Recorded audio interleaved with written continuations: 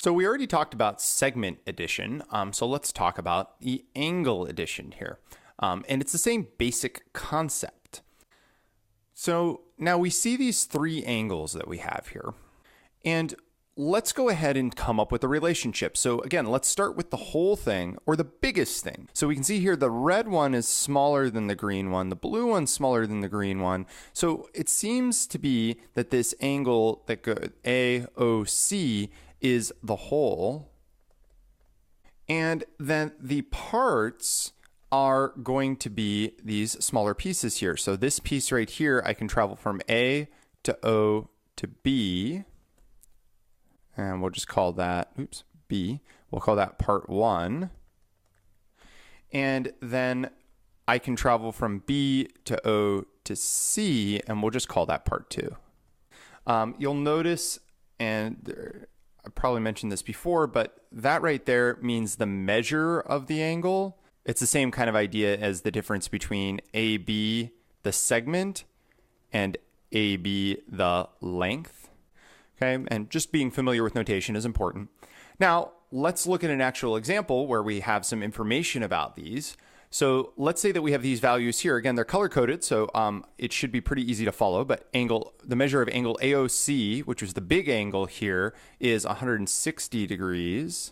The measure of angle AOB is 3x minus 15. And lastly, BOC is 2x plus 25. Great. So let's go through and solve this. Combine like terms first. Eliminate that 10 from the right side here. And lastly, let's go ahead and get down to 1x. I've got 5. If I divide it into 5 equal parts and do the same thing to 150, which 5x is equal to, we get that 1x is just equal to 30 degrees, and I should have kept my degrees this whole time. All right, so we now know the value of 1x. We should, in fact, verify that this actually works. Now, I'm actually going to do this in the diagram this time. I find this pretty useful in general.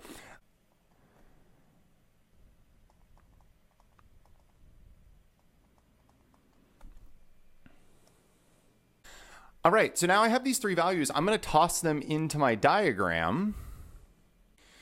And I can visually check, okay, if I take 75 and 85 and I piece these two things together, that equals the whole thing. And 75 plus 85, yep, that equals 160. So I'm good. I could also plug it in here in my equation. I could plug it in right here and just calculate those values just as I did. Again, if you're more visual, I'd recommend putting it in the diagram. If you are, pretty good with your algebra and you feel confident you set this up, you can always plug it in here as well.